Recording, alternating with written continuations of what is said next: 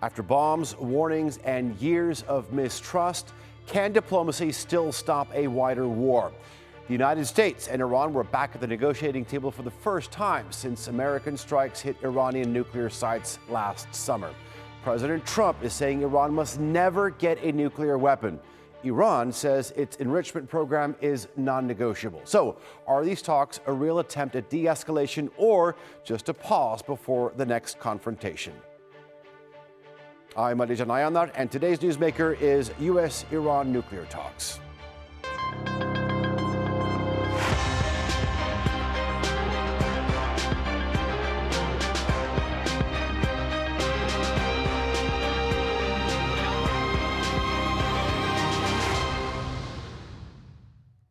Diplomacy between the United States and Iran moved back into the spotlight with indirect talks taking place in Oman, the first formal talks since last year's strikes on Iranian facilities. Both sides described the situation as a cautious step forward, but deep mistrust and disagreements remain over issues like enrichment and the broader scope of Iran's military programs. The backdrop to these negotiations is not just geopolitics, it's also deep domestic unrest. The government's crackdown on protests erupted late last year over economic hardship and political change. Here's more on the story. The US and Iran finally talk, but the dark cloud of war still looms. The two sides held indirect negotiations on Tehran's nuclear program in Oman, against the backdrop of President Donald Trump's repeated threats to use force if Iran doesn't make a deal. The warnings have come after the US deployed massive military assets to the region following Iran's deadly crackdown on mass protests in January. But it remains unclear what exactly Washington expects from the talks. Trump previously insisted on the total dismantlement of Tehran's nuclear capabilities, but then set the line at acquiring a nuclear weapon. The officials say the US side also wants to discuss a limit on Iran's ballistic missiles, its support for armed groups in the region, and human rights violations. Trump said the talks are set to continue, but also issued another warning. They want to make a deal, Iran, as they should want to make a deal. They know the consequences if they don't make a deal, the consequences are very steep. For its part, Iran described the meetings as a good start, but it stood firm on key issues. Its foreign minister said the discussions should only focus on the nuclear program, and the US needs to respect Iran's right to enrich uranium for peaceful purposes. And for him, the country's missiles are a non-negotiable. No one has the right to dictate our behavior. If Iran insists on enrichment, it is because it refuses all domination. Even today, their military deployment in the region does not scare us. We are a people of diplomacy.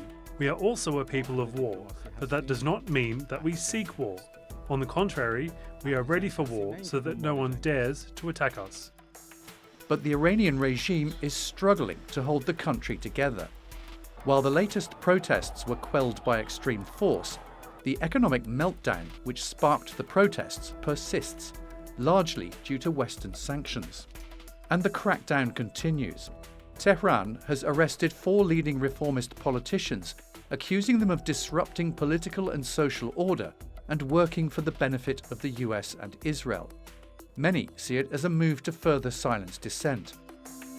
Meanwhile, the US envoys Steve Witkoff and Jared Kushner visited the US aircraft carrier in the Arabian Sea after completing the talks in Oman, highlighting that the presence of the warship upholds Trump's message of peace through strength.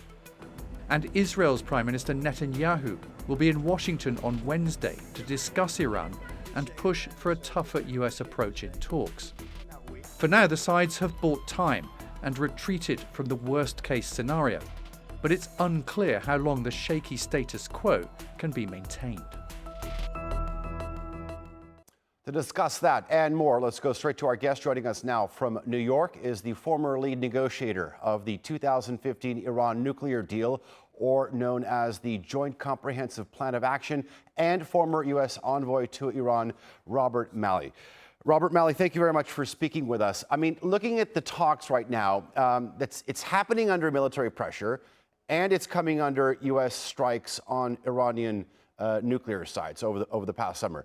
How fundamentally different is the negotiating environment compared to the JCPOA? Well, it's different in all the ways that you just described. Of course, Iran is operating from a very different posture. It was already bombed. It is weakened as a result of that bombing, but also everything that's happened since October 7th, which has kind of make a mess of its regional security strategy.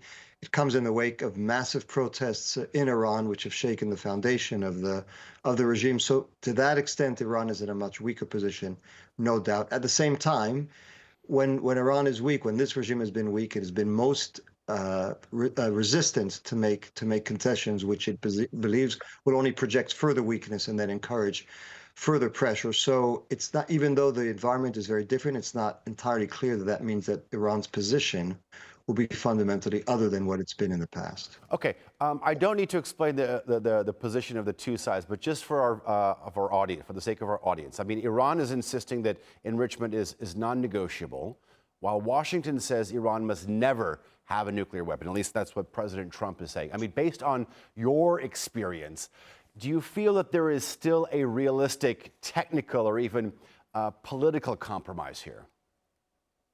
Well, so much depends on what the President Trump is looking after. If it's about just a nuclear deal, then yes, I think there is a narrow pathway, because as you just described Iran's position, which is we need to retain the principle, the right to enrich on our soil. The American position is no enrichment. You could imagine, at least for the time being, a solution whereby Iran, because its enrichment facilities have been bombed by Israel and by the United States, could say, we will suspend indefinitely any enrichment. We're not giving up our right to enrich. We will want to negotiate limitations in the future. And the U.S. can say, well, they've stopped it for now, and so for now we are going to be prepared to lift some sanctions in exchange for their suspension. But it's not clear that that will be good enough for the president. He wants every now and then he or some of his advisors add other files, the missile file, the file of Iran's regional activities, and even at times Iran's domestic policies.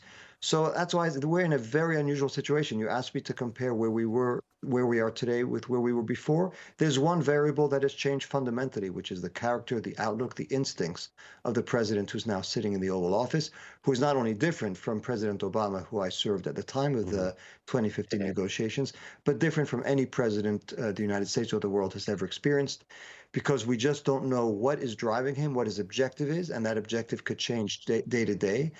And also he has this kind of unique capability of declaring victory no matter what the outcome is, which again makes it harder to decipher what he's seeking to do, because whatever he achieves, he will say that it was his intent and that he succeeded.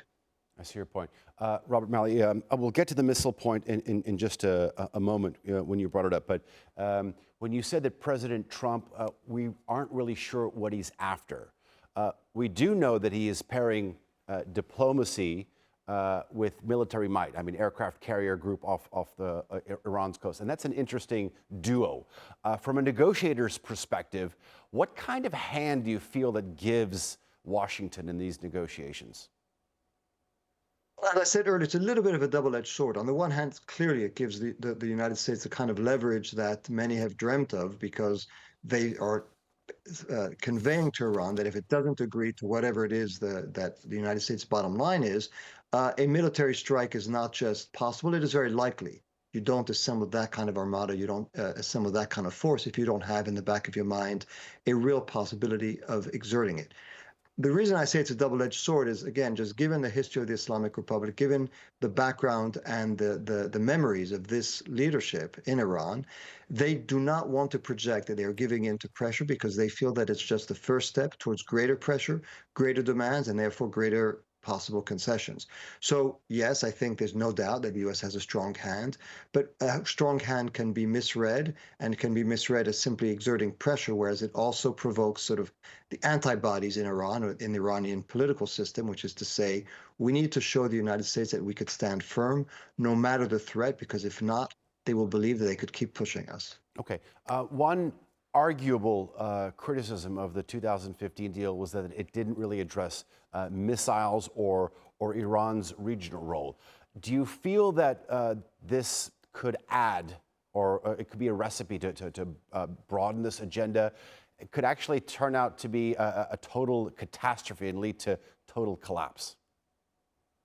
Well, again, it really depends, and it's not a cop-out, I think, but we really don't know what the administration is after, what the president is after, even when they mention missiles. Sometimes it goes much farther than in terms of what demands it would be. Certainly, again, in terms of the dual picture I was painting earlier, Iran is weaker, no doubt.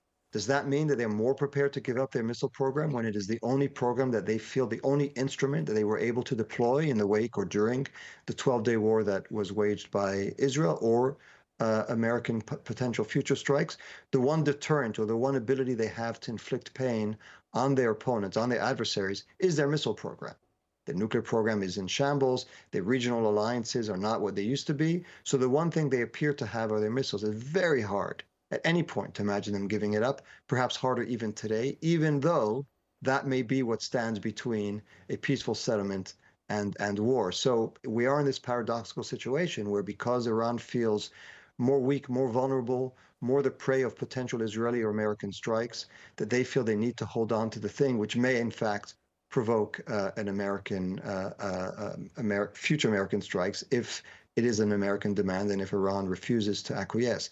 It's very hard for me to see impossible for Iran to give up Iran's ballistic missile program.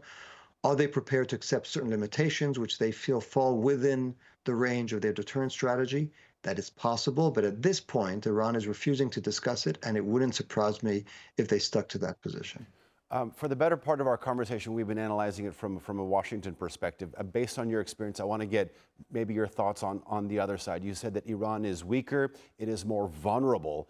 I'm wondering if you feel that the Iranian administration, the government there, is in grave danger in terms of keeping it all together, control of the situation.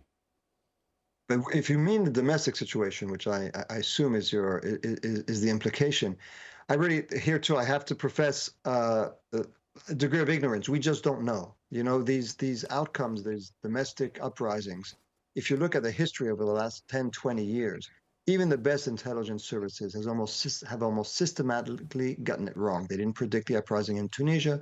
They didn't predict the uprising in Egypt. When the uprising began in Syria, they assumed that President Assad only had a few months left. He lasted another 13 years.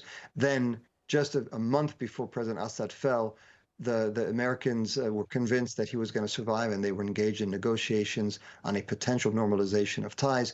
So we have to be extremely modest, extremely humble when we look at these dynamics, because they rely on things that are amorphous and intangible. The emotions of the people, the cracks in the regime, which may be hard to see until they are clearly visible to all. So I think what we can say as a fact is that the protests in Iran are greater, more wide-ranging, more determined than we've ever seen since the birth of the Islamic Republic. Does that mean that the regime is about to fall? Does that mean that they're going to refrain from exerting the kind of brutality that they did during the last uprising, where we're counting the dead in the thousands and we still don't know what the ceiling is? We don't know, but we do know that they feel more vulnerable. We've just seen over the last few days they're cracking down even on reformist, quote unquote, reformist forces that were backing the current president. So they do feel that there is danger, but we don't know at what point and how soon it might be that danger manifests itself in real instability. That has not happened yet, because the firepower of the authorities still exceeds what the protesters can bring to bear, and the authorities are prepared to kill as many people at this point as it takes to stay in power. Okay. Mr. Robert Malley, thank you very much for speaking to the Newsmakers. Great pleasure, sir.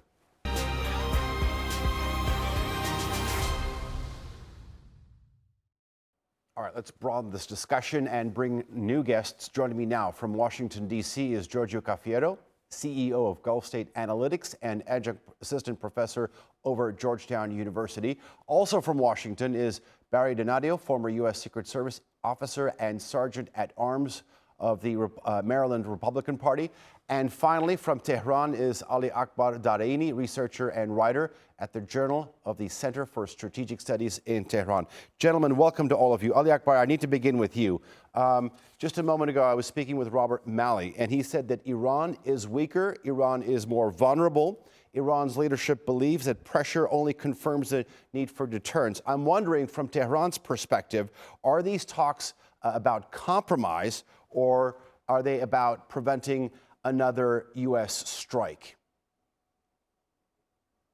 Iranian allies have suffered in recent years, but it's a big miscalculation to assume that Iran is weak. The U.S. military buildup is primarily aimed at coercing Iran into giving concessions or coercing Iran into capitulation.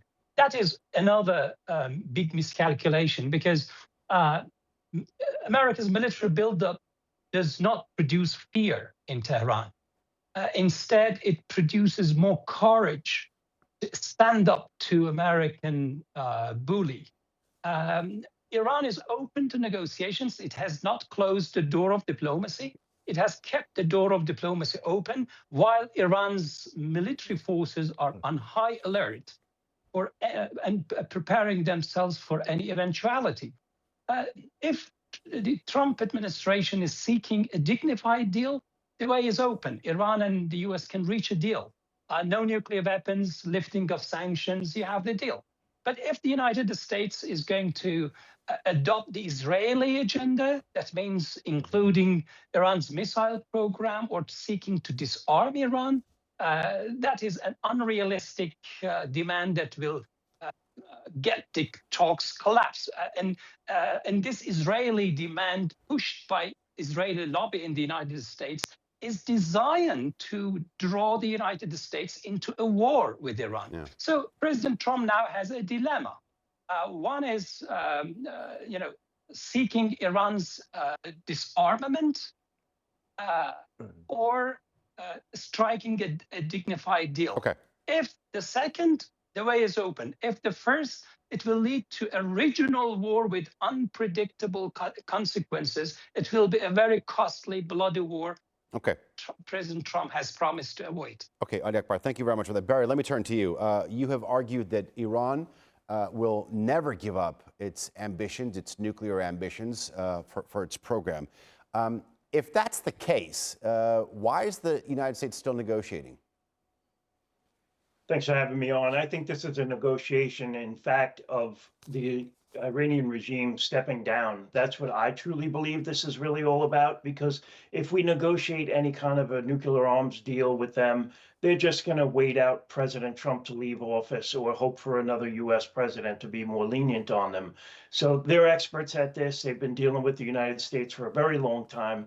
They know what they're doing. So ultimately, I think this is really a President Assad moment, or a Syria moment, or even a Venezuela moment, where there is a low in the action right now, and the Ayatollah and the Iranian leadership has a choice to make. They could go and retire somewhere, or they can fight this out. And I think ultimately the U.S. will strike if they don't get all the demands met, which is essentially the regime itself disappearing or collapsing. Mm-hmm. And this way, there is no nuclear threat at that point, and there is no ballistic missile threat, and there is no threat of them arming and supplying their proxies. It all disappears as soon as the Ayatollah is out of power. And make no mistake about it, the Americans have no problem with your guest in Tehran or any of the people. It is just simply the regime. And we look at this as unfinished business from 1979. So this there's a big push here politically to just get the job done, get them out of power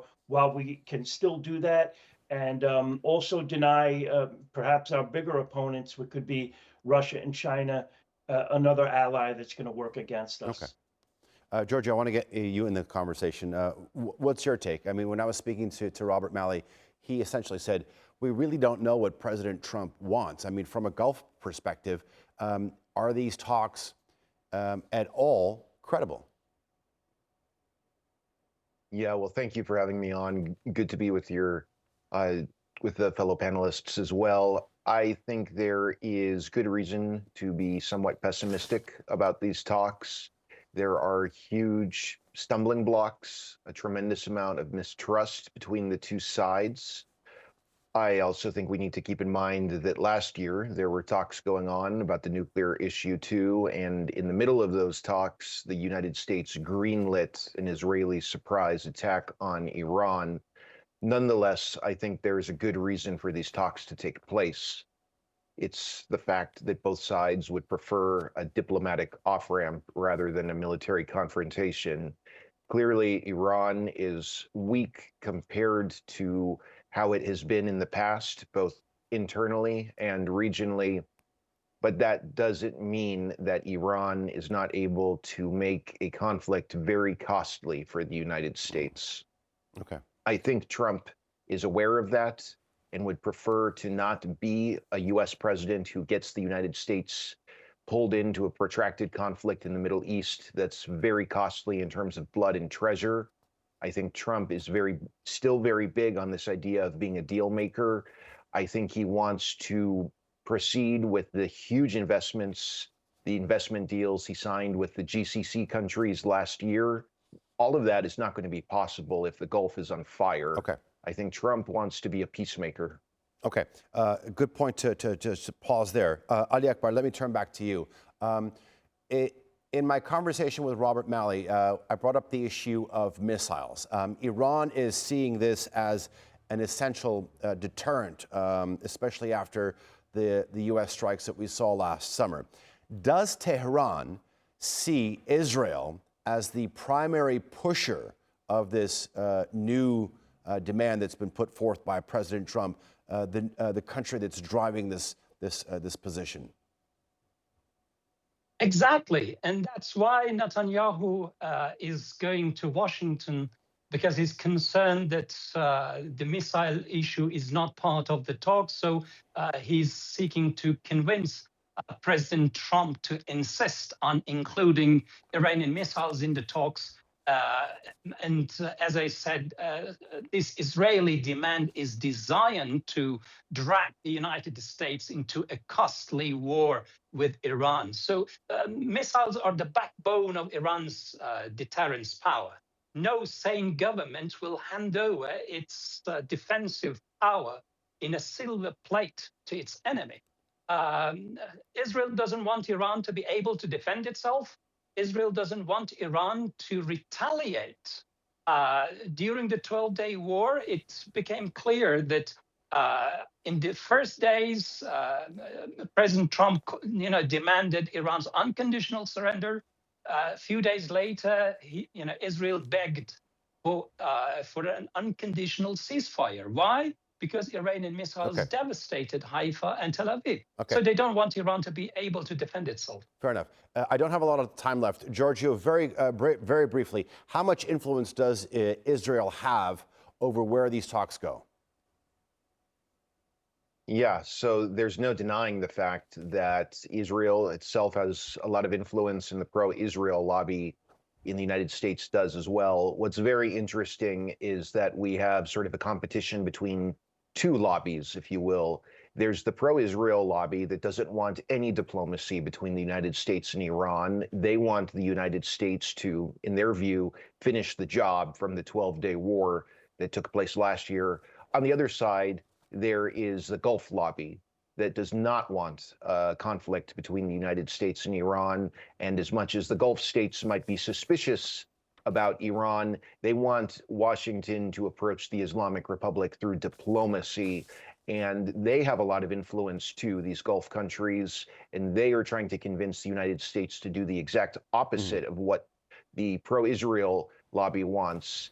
Trump makes foreign policy decisions often based on the highest bidder. So this is a very interesting dynamic that's playing out in Washington right now. All right, Barry, I want to ask you, I mean, you believe that the Iranian regime, as you just stated, is closer to collapse than many would like to believe. I mean, if that's the case, aren't we in a very dangerous position? Like one miscalculation could have devastating effects then. Yeah, I agree with you. They are in panic mode right now. They're trying very hard to hide that fact. But look, if you have all the American assets that are off their coast right now, they are very concerned. I've been watching the airspace over Iran. They have been flying their drones surveillance-wise over the Persian Gulf as well as us. So they are certainly keeping an eye on us. And you know that we have shot down one of their drones because it got close to one of our aircraft carriers. Again, I just think that this is really a moment to where the leadership in Iran has to make a decision, or they can face a consequence. They will be out of power, I believe. I believe their days are numbered because those ballistic missiles that we speak about, even their nuclear program, if that regime changes, none of that becomes a threat anymore.